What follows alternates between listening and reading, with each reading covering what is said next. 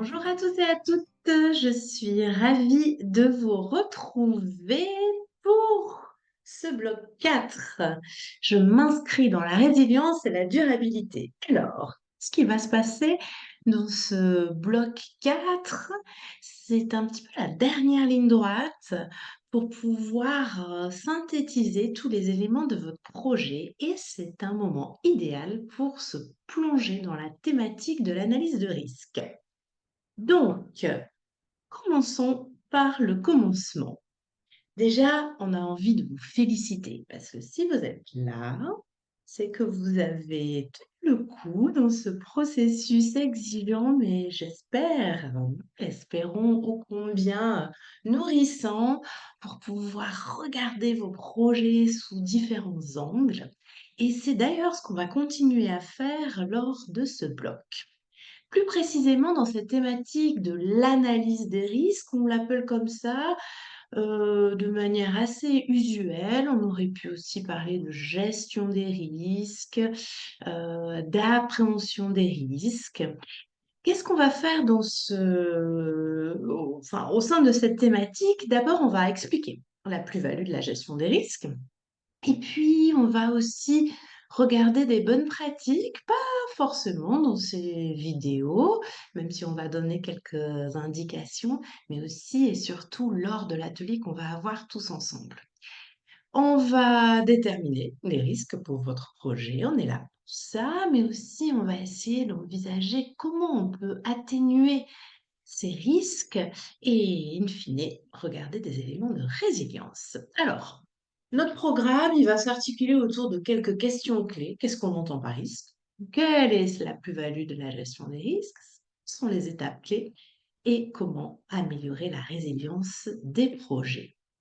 3 vidéos vont nous permettre de naviguer. Une première vidéo qui va être beaucoup plus focalisée sur la cartographie des risques dans votre projet. Une deuxième vidéo sur l'analyse des risques et une troisième vidéo sur l'identification des mesures. Alors, pourquoi cette thématique? Pour éviter que tout cela soit trop risqué.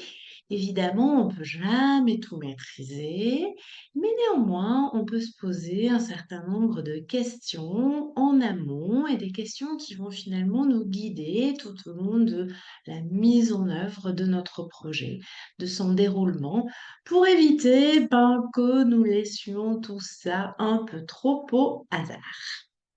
En fait, ce chemin, cette navigation va nous permettre d'avoir une conscience collective. J'y reviendrai, mais c'est vraiment important de se donner l'opportunité à plusieurs au sein du projet, mais aussi avec d'autres personnes, de pouvoir regarder notre projet sous différents angles et avoir collectivement conscience d'où sont peut-être les éléments de vulnérabilité, qu'est-ce qui, à l'extérieur de notre projet, donc dans tous les éléments contextuels, peuvent être des éléments qui peuvent fragiliser à un moment ou à un autre notre projet, mais aussi une conscience collective de nos responsabilités, puisque finalement tout ce processus d'analyse de risque, de gestion des risques, c'est aussi pour pouvoir nous aider à prendre des décisions qui soient le plus responsables possible.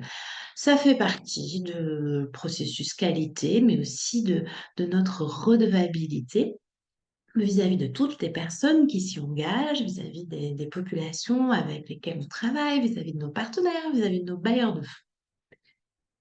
Alors, souvent quand on parle de risque, ça nous invite à la prudence. Alors oui, bien sûr, ça va être une invitation à savoir sur quels éléments on doit avoir une certaine prudence et comment cette prudence va se manifester. Mais ça nous invite aussi à mobiliser notre courage pour pouvoir, mieux, envisager des pistes, des avancées et puis, de pouvoir aussi communiquer, à partir de nos décisions. Et une chose que j'aime beaucoup dire, c'est que ça nous invite à être créatifs et on va le voir quand on va identifier des mesures, comment en fait on peut mobiliser la créativité. Moi, j'adore dire que tout ce processus, c'est finalement une opportunité de développer des opportunités de renforcer notre résilience, des opportunités d'innover. Alors, si je récapitule, finalement, toute cette thématique de la gestion des risques va nous permettre d'avoir plusieurs éclairages et de rendre visible un certain nombre d'enjeux, un certain nombre aussi d'opportunités, de choix, de le rendre visible au niveau interne pour nous, organisation, personnes qui portons le projet ici, mais aussi dans nos pays, mais aussi pour le rendre visible vis-à-vis des bailleurs, vis-à-vis de l'extérieur. Je le disais, c'est une conscience collective, donc vraiment, c'est se donner l'opportunité de co-analyser. Donc tout ce processus, ça doit être des espaces de discussion, des espaces d'échange pour avoir une meilleure compréhension commune de notre contexte, de notre organisation et de notre projet, et de nous co-responsabiliser. C'est pour ça qu'on ne fait jamais ce processus seul. Alors, si vous êtes seul, regardez avec qui vous pouvez le faire. Et puis, évidemment, essayez d'analyser ensemble, de regarder les options, de faire des choix. Ça nous permet d'évoluer ensemble, d'apprendre ensemble et de nous adapter en permanence dans nos contextes qui sont très volatiles et complexes. Je l'ai dit, mais je le redis, tout ce processus n'est pas enfermant, il est potentialisant. Comment innover à partir de tout ce qu'on va trouver dans ce chemin. Et peut-être vous pouvez commencer par réfléchir aujourd'hui, là, tout de suite, quelle est la force principale de mon projet et quel est l'enjeu principal que j'identifie. Puis comme il y a Agora Kids, des forums de discussion, cette intelligence collective, c'est peut-être aussi le moment de pouvoir partager ça dans le forum de discussion. Alors, parler d'analyse de risque, de gestion de risque, veut dire qu'il y a un moment donné, il faut définir le risque. Je choisis des définitions très simples. Pour moi, le risque, c'est l'exposition à un danger éventuel qui est plus ou moins prévisible.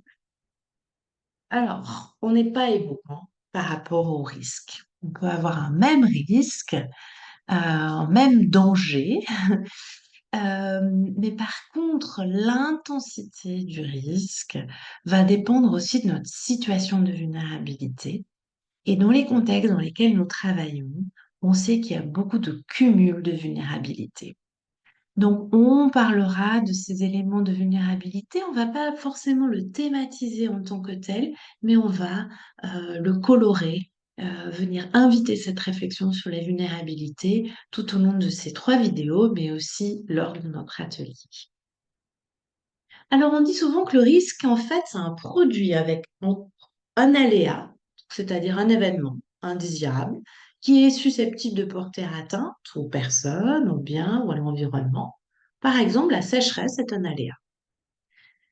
Mais le risque, c'est pas seulement l'aléa, parce qu'il peut y avoir une sécheresse à l'autre bout du monde et qui ne va pas avoir beaucoup d'impact sur ma situation au Bénin, au Mexique ou ici en Suisse. Donc, c'est le produit d'un aléa et de l'enjeu que va produire cet aléa sur les personnes, les biens ou l'environnement. Donc, finalement, en quoi cet événement est susceptible de produire des dommages, des préjudices sur les personnes, les biens, les environnements. Donc, la sécheresse, qui peut être un aléa, en quoi il est susceptible d'être un dommage. Par exemple, la sécheresse, dans mon contexte, peut engendrer une perte de la production.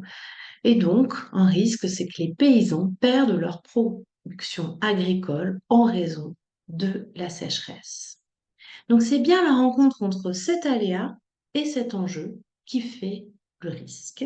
Et évidemment, le risque va être aussi plus ou moins grand en fonction de différents facteurs, mais notamment des vulnérabilités intrinsèques à mon projet, aux populations avec lesquelles je travaille, au contexte, etc. Alors, pourquoi envisager une gestion des risques? Alors, c'est un petit peu paradoxal parce qu'on dit que c'est quelque chose d'éventuel qui peut probablement arriver, etc. Et en même temps, on veut le gérer. En fait, ce qu'on veut gérer, c'est qu'on veut essayer de repérer ces événements susceptibles de perturber le déroulement des activités de nos projets et d'évaluer finalement l'impact que ça peut avoir sur le projet pour mieux les appréhender, c'est-à-dire pour mieux savoir qu'est-ce qu'on en fait. Est-ce qu'il faut simplement suivre, regarder? Est-ce qu'il faut prendre des mesures en amont? Est-ce qu'il faut prendre des mesures si le risque est effectif à un moment donné? Un risque à envisager avant le démarrage du projet, c'est une opportunité d'améliorer notre projet. Et on va le voir que peut-être vos cadres logiques vont un petit peu bouger à la suite de tout ce processus. À la fin de ce processus, vous aurez une magnifique matrice de risque, une grille d'analyse de risque. On va regarder chacune des étapes. Au fait, la partie bleue va être beaucoup plus sur cette vidéo.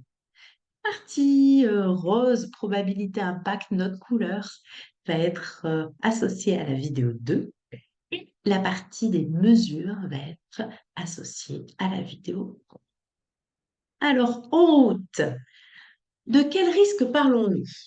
De manière aussi très simple, un peu duale, on va considérer les risques exogènes, contextuels. Eux, ils sont extérieurs à notre organisation, à notre projet, mais ils vont avoir un impact sur l'organisation ou le projet.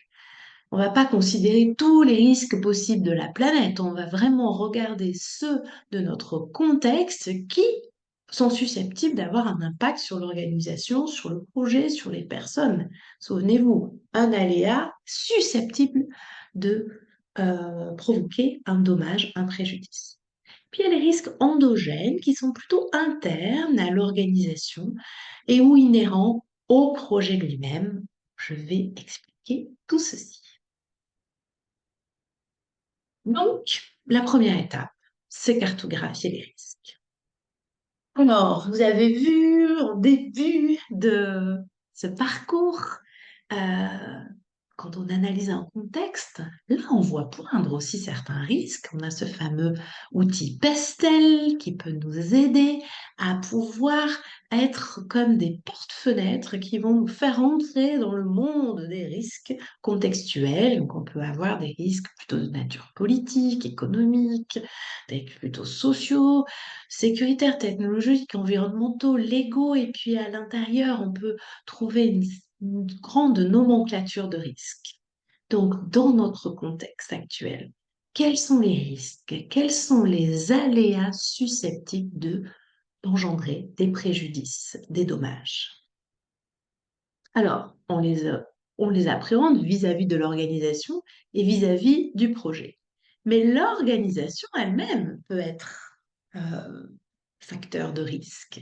Il y a des risques organisationnels. Si votre organisation est déjà instituée, votre association, peut-être que dans la stratégie que vous avez adoptée, peut-être dans les ressources que vous avez aujourd'hui, peut-être dans la façon dont vous avez de communiquer, il y a des facteurs de risque. Si vous êtes en train de monter votre organisation, qu'elle soit sous forme associative, entreprise d'économie sociale et solidaire, c'est intéressant de se dire, ben, tiens, finalement, en faisant tel ou tel choix de gouvernance, est-ce que ce choix-là de gouvernance va engendrer aussi un certain nombre de risques? Et puis, donc, notre contexte, notre organisation, mais il y a aussi les risques qui sont inhérents à notre projet, les risques opérationnels. Le type d'intervention, le type d'activité. Si on travaille, par exemple, sur des programmes de lutte contre l'excision dans certains contextes, le type même d'activité comporte des risques. Si on travaille de manière extrêmement participative dans un contexte où, en général, tout est très hiérarchique, c'est toujours la même élite, en fait, qui décide, qui échange, etc. La modalité d'intervention qu'on a choisie dans notre projet, la participation, va être elle-même un facteur de risque. La localité d'intervention, Peut-être si on travaille dans des zones où il y a des enjeux sécuritaires, ça va être en soi un facteur de risque. Si on travaille avec 6 partenaires, donc la gouvernance de notre projet peut être aussi elle-même un facteur de risque, etc., etc. Donc, vous voyez, les risques, il y en a potentiellement beaucoup, à plusieurs niveaux. Et en fait, les risques contextuels vont avoir des impacts sur l'organisation du projet, les risques organisationnels vont avoir des impacts sur notre projet et les risques opérationnels vont aussi avoir des impacts sur notre projet. Donc, il y a potentiellement pas mal de risques à considérer. Donc, ce qu'on va faire, c'est cartographie. Alors, je vous parlais de cette première colonne, ce premier bloc bleu, pour essayer d'aller regarder les risques. Alors, moi, ce que je vous invite à faire pour essayer de vraiment être peut-être un peu scolaire, mais ça donne une énergie d'habitude, ça fait on s'habitue à penser comme ça, c'est d'abord de regarder finalement au niveau contextuel, au niveau organisationnel, au niveau opérationnel, quels sont les types de risques. Peut-être que dans mon contexte, il y a seulement des risques plutôt politiques et environnementaux, et finalement peu de risques économiques, etc. Donc je vais pas tout décliner, mais je vais d'abord me poser quels sont les types de risques dans mon contexte, dans mon organisation, dans mon projet en tant que tel, tel que nous l'avons imaginé à ce stade. Là, je vous ai mis que quelques exemples, mais de pouvoir faire cette analyse. Puis ensuite, je vous invite à peut-être différencier l'aléa, donc cet événement qui n'est pas tellement souhaitable, et l'impact potentiel sur le projet. C'est-à-dire de quelle façon cet aléa vient faire subir un dommage, un préjudice sur les personnes, les biens, l'environnement de mon projet. Là, je vous ai mis quelques exemples. Par exemple, je peux avoir au niveau des risques contextuels un risque politique. Il y a des élections politiques au mois de mars 2025, par exemple. Et je le prends en considération parce que nous savons, nous sentons par l'analyse du contexte que nous avons faite que ces élections politiques, elles peuvent réorienter les priorités gouvernementales dans un sens qui est défavorable pour le projet. Par exemple, si je travaille en matière de santé et que, en fait, le mouvement qui risque de gagner les élections est complètement défavorable à la prévention du VIH, SIDA, par exemple, et que moi je travaille sur ces enjeux-là, eh ben alors là, je vais le considérer comme un risque. Si je travaille dans la gestion de l'eau, finalement, pour moi, ça reste un risque, si vous voulez, dans l'environnement général, mais je ne vais pas le mettre dans ma matrice de risque parce que finalement, pour moi, ça n'est pas un risque, puisque finalement, ça ne fera pas potentiellement subir de dommages sur mon projet. De la même façon, si je suis dans un contexte où il y a des ouragans, et bien finalement, je sais qu'il y a une saison qui peut affecter la production céréalière et je vais le considérer parce que moi, je travaille avec des groupes de paysans. Si je travaille, je ne sais pas, sur la prise en charge des enfants de 2 à 5 ans dans une certaine localité. Il peut y avoir une saison des ouragans, mais finalement, ça va pas venir forcément perturber la réalisation de mes activités. Donc, ça ne va pas apparaître dans ma cartographie des risques. Donc, voyez, vous allez vraiment regarder, en fait, quels sont les types de risques qui peuvent être susceptibles d'être dans le contexte et tout particulièrement, quels sont au sein de ce type de risque les aléas qui peuvent avoir des dommages, qui peuvent provoquer des dommages sur notre projet. Et c'est ça que nous allons mettre dans notre cartographie des risques. Ce que je vous invite à faire, c'est vraiment d'essayer de distinguer l'aléa, manque de compétences dans l'équipe, et l'impact que ça peut avoir. Ça peut affecter la crédibilité vis-à-vis de mes partenaires, par exemple mon partenaire financier, mais ça peut péjorer la qualité de notre action et de pouvoir essayer d'être assez précis. Pourquoi? Parce que quand vous allez devoir définir des mesures, le plus vous êtes précis sur l'identification de votre risque et le plus vos mesures vont être précises et pertinentes et vous allez pouvoir en faire quelque chose.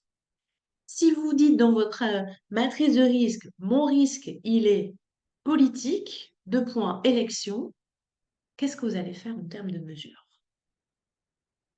C'est compliqué. Si vous dites simplement on a un risque de ressources humaines, les mesures, elles peuvent être diverses et variées en fonction du type de risque. Donc, essayez d'être précis. C'est quoi le risque? Il y a un risque de conflit d'équipe, par exemple, parce que vous savez que dans l'équipe actuelle, il y a des enjeux relationnels, etc. Et que ça peut retarder le bon déroulement du projet. Donc ça, c'est une mesure, enfin, ce sont un champ pour des mesures que vous allez pouvoir identifier. Alors, souvent, on se dit, mais alors oui, mais par où on commence? Quelles sont les questions à se poser? Alors, ne vous inquiétez pas, nous vous avons préparé une checklist avec plein de questions. Alors, bien sûr, on pourra en poser beaucoup plus, mais ça vous aide à avoir un point de départ. Et puis, il y a quelque chose qu'une de vos collègues d'une petite association m'a dit il y a plusieurs années, m'a dit, bah, moi, en fait, je me demande d'abord, mais qu'est-ce qui m'empêche de dormir?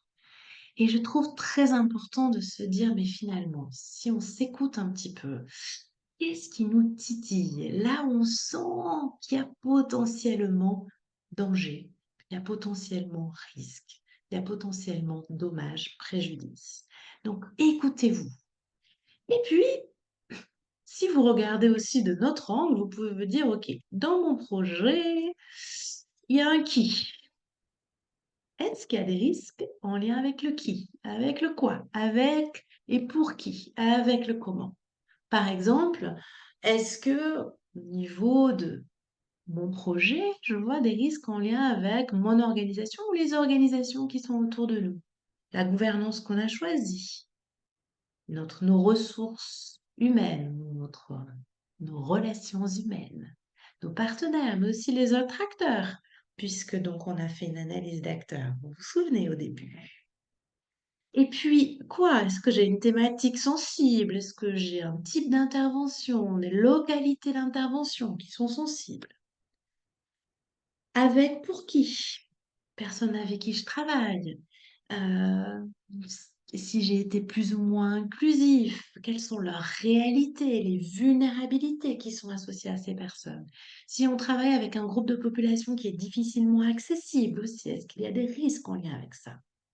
Mais aussi les activités, les ressources, les aspects légaux en lien avec mon projet. Donc c'est pour ça que c'est le bon moment pour se poser les questions autour de nos risques.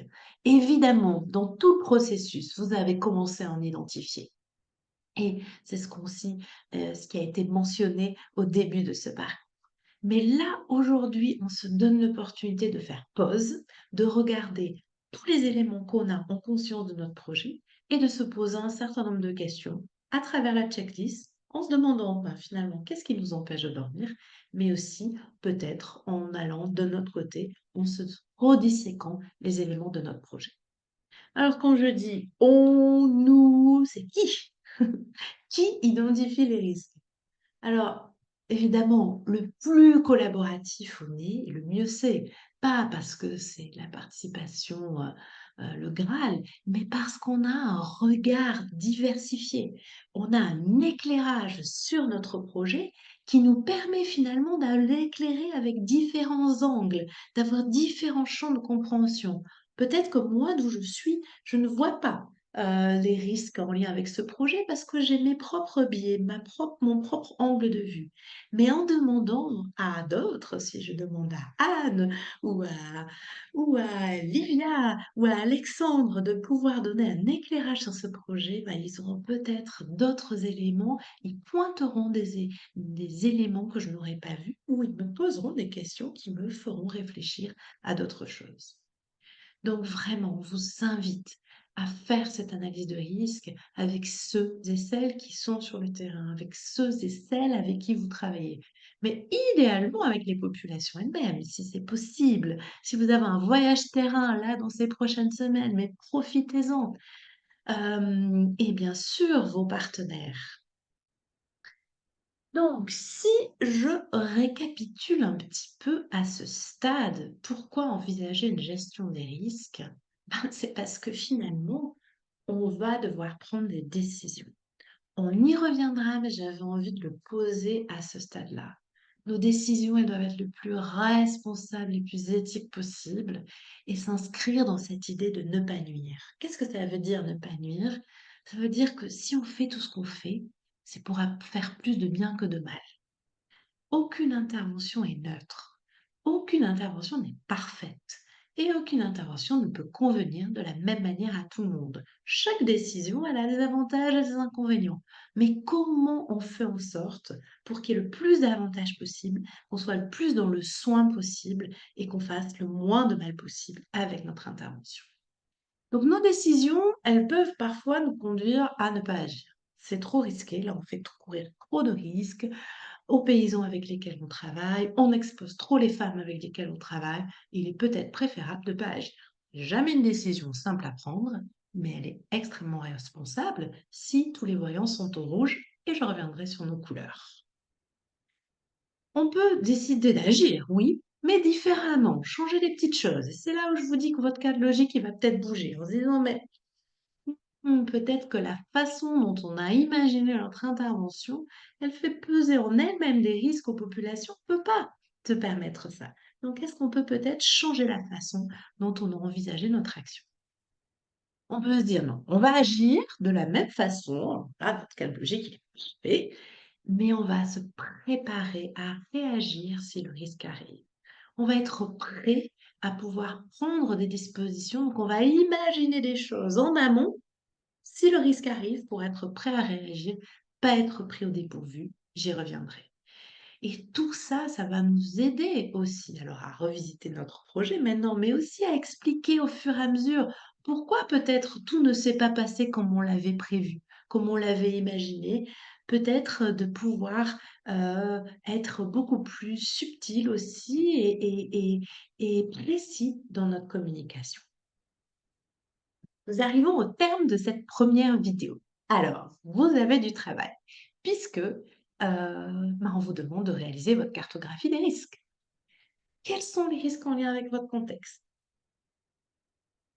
Et peut-être là d'essayer de voir c'est quoi l'aléa, c'est quoi l'événement et quel est son impact sur le projet? C'est quoi le type de dommage, de préjudice qu'il peut porter? Sur l'organisation, sur le projet. Et idem de votre organisation. Est-ce qu'il y a des risques en lien avec votre organisation? Et de la même manière, quels impacts elles peuvent avoir sur le projet? Est-ce qu'il y a des risques en lien avec votre projet? Pour vous aider, il y aura ce fameux checklist. Euh, la matrice des risques est vraiment de remplir en fait, alors c'est faux, j'aurais dû mettre des S, ces premières colonnes, ce premier bloc de colonnes, et d'y aller graduellement.